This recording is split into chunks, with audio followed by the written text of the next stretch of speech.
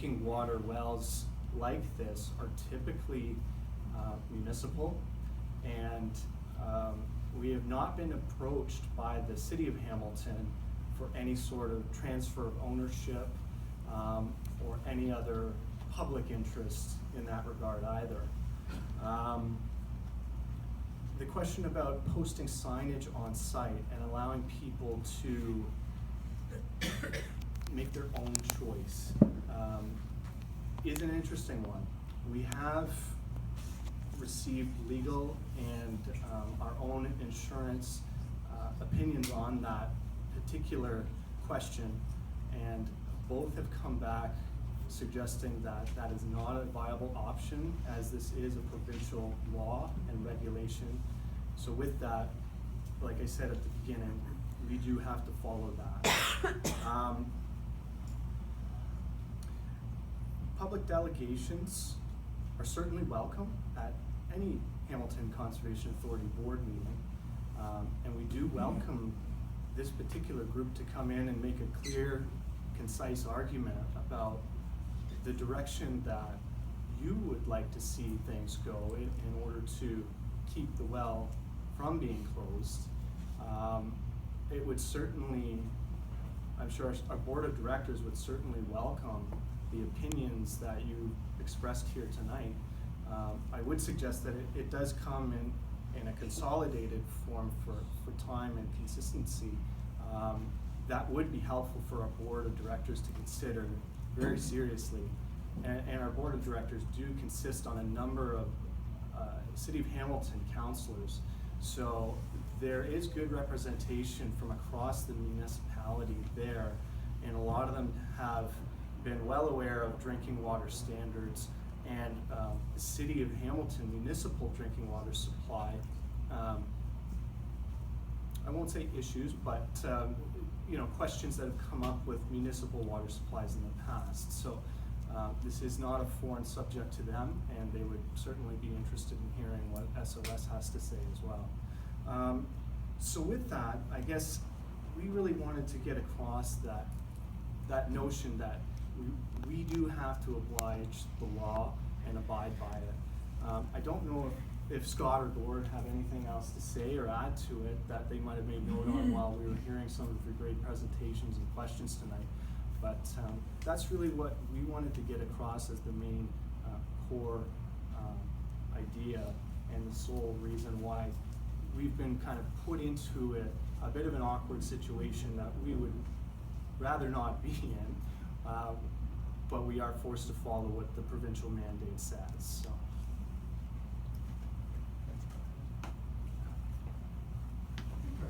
Sure. What is your primary, secondary, tertiary, and how many more mandates you have? I'm sorry, I couldn't hear the question. What is the conservation authorities, primary, secondary, and on down the line? What is your mandate? What is it you do? What our mandate is? Did you want to speak to that, Scott? The strategic plan might be a good example. Good evening, everyone. Our mandate is to provide services in areas that we have jurisdiction, basically natural hazard, natural heritage issues, and to provide resource management options for those issues. Floodplain forecasting as an example, the acquisition of natural heritage properties that are significant and the maintenance of those properties, recreational aspects on those properties as they allow. We do a fair amount of water quality testing on both surface and groundwater work as well. So basically it's that resource management aspect on a watershed basis. The Hamilton CA we are I won't say a lot different than other CAs, because there are some like us, but we are one of the only CAs that really has just one municipality as our partner. We are jointly, originally we were supposed to be jointly funded between the province and the local municipality. Over the years that has changed. We generate about 2/3 of our revenue through our conservation areas and other fees that we have. We only receive about 1/3 of our income from municipal levies. It's important to remember too that the operation of our conservation areas is not funded by the taxpayer. They are self-funded through the operation of those lands and the fees associated with those lands, camping fees, et cetera. So in a nutshell, that's what our mandate is. So a very quick follow-up. So your mandate is not to provide water? Our mandate would be to ensure through such legislation and as the Source Protection Act, to ensure that the source of water is safe, and that we address that. But as far as being distributors of water, or treaters of water, that's a municipal or a provincial responsibility, depending on the jurisdiction. If somebody could fill up a water bottle at a stream and you have no issue, but no control of that either. That's correct. If somebody chose to fill their water bottle or to stick their mouth down into a water course, that's their choice. I think the biggest difference in this case, though, is that it is a structure that is taking water from the ground, and it is considered a drinking source. But it comes up of its own free will, doesn't it? We're gonna maybe do 3 or 4 more questions, and we're gonna wrap up tonight. Did you have a question, Chris? Yeah, I kind of wanted to actually take it off the notes from what I've been writing down from comments people have made. So hopefully this will maybe be some questions other people brought up. So Matthew, I appreciate the fact that you were fairly concise in what you said, and I appreciate the fact that the HCA is probably required to follow the law. The province says this is the law, you gotta shut it down, right? So my question, which goes back to some things that Will said and the group said, was, you know, has anyone looked into the fact what is the classification of the drinking system? And is the HCA actually required to follow the provincial law? Like, has that been looked into? That's one question. The second question would be, would the HCA consider a transfer in ownership? And I asked that question in that we don't want it to be an open bidding process. We would be looking at if there was a group that was interested in specifically negotiating that with the specific intent of leaving it open and running to the public. Is that a consideration the HCA would have?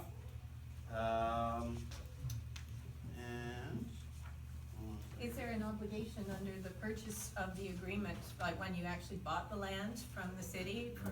Is there any stipulation that you have to keep that well open as a condition of sale of the property? Why did you keep it open so long if it isn't in your mandate? Why didn't you just close it 10 years ago? Great questions. I certainly can't respond to why it wasn't closed 10 years ago, going back to the past with previous staff that might have been around at the time. The well itself has been classified as a small drinking water system, to our knowledge, by the Public Health Services in the City of Hamilton. As such, it follows the same regulatory obligations that any other small drinking water system provided to the public has with it. So, with that being said, there are some sources of information on the Public Health Services website for the city. Those have been, we have links to those web pages in our recently uploaded frequently asked questions that we put on the Hamilton Conservation Authority's website, kind of directing people to the appropriate bodies to answer some of the particular questions that they might have about why regulation standards are changing now, and those sorts of things. So with that in mind, like I said earlier, the legal and insurance advice that we've been given for a small water drinking system like this is to follow the law and the regulation. And transfer of ownership option? Do you want to speak to that, Scott? Sure. It's important to note, and Matt covered it off, is that there's a staff report on this that speaks to the issue. Within that staff report, transfer of ownership has not been discussed. I really can't provide any comments on that until that issue was reviewed with our board of directors. But there has been no attempt for us to sell this property. Our actions are to address the well itself, and not for any sale of the land. Has anybody requested to buy it? No. No? Cross my heart. That just has to be. There's been no permit to take water that we're aware of, and We've got no a one's question in the offered back that. corner.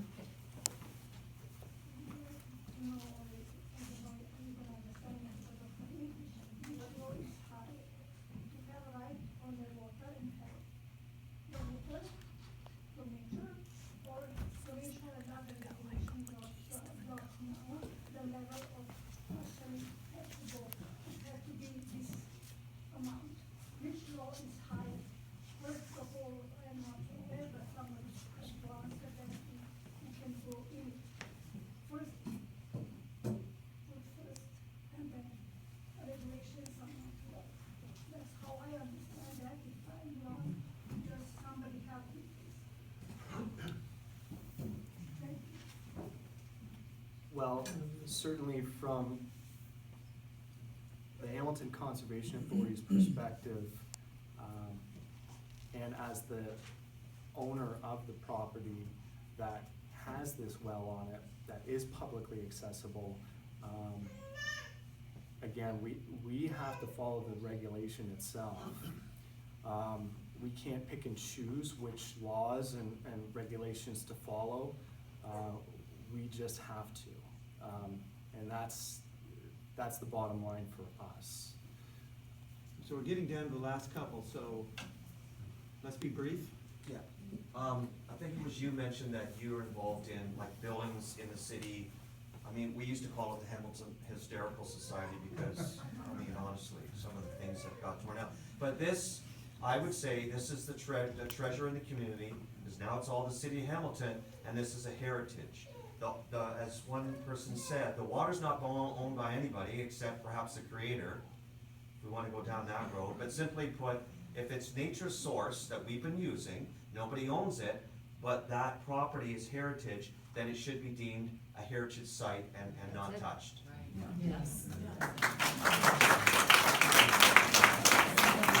Why don't we close with Will had his hand up, and Aaron, and then I think we're gonna wrap up.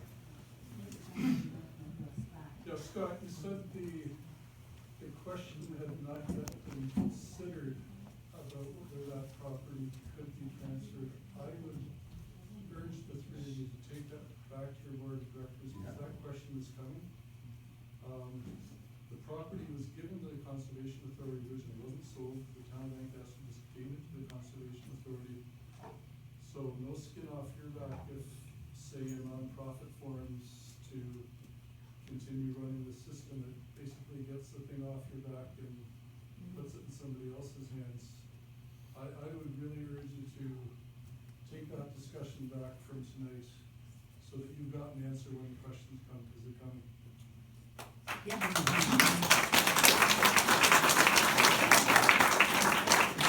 just want to ask, what's your chain of command? So you're saying you have to do this, you have to follow. I understand it's the medical examiner, the city's medical examiner, and who, okay, I could be wrong, but I got that from Lloyd. Who are they responsible to? Is there an act, in Canada, is there a federal, water act that you're, what is it? Please. I'm not gonna be able to quote the actual act. I can certainly get that information for you, but I believe it's the Ontario Drinking Water Standard is the guideline that we're looking for, but I'd have to get under what act that follows. But I would point out that it's not federal. What has happened with this is that the Canadian government has the standard at that 0.010. Other provinces in Canada have that standard of 0.010.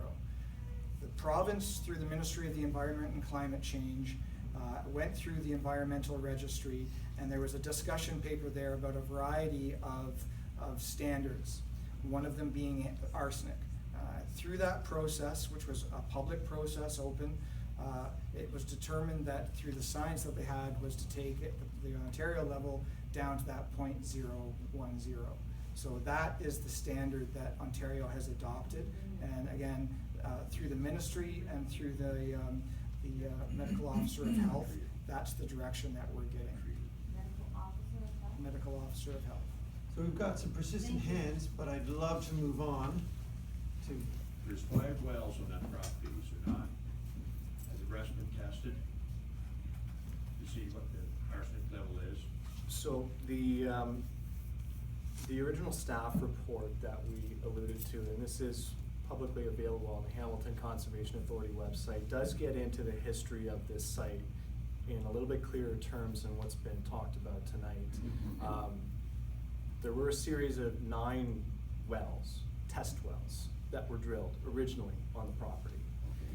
Out of the 9, 2 were put into service. One was used as a backup to the current one that is in operation.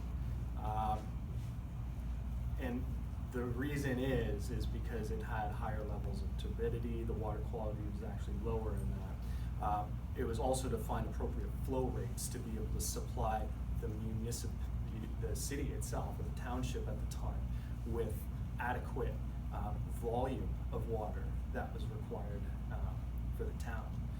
So flow rate was a big question mark when they originally did test wells and drilling. They only found the 2 that had the appropriate flow that they were looking for to supply the volume that was required. They certainly didn't look at water quality standards like we're facing today. They would consider things such as turbidity in the water and how cloudy things were, maybe a variety of other factors as well. But that is the fact of what happened on this site historically. Yes, but could it not be tested again? You can see if they are, you can start using them, or one of them. They have been decommissioned over the years. To reopen them, and again, to get the flow rate that we're talking about. We wouldn't have to meet the same flow rate standards. It's not part of the city. So, I'm not gonna say it's a great possibility that we would find any difference in the water quality itself.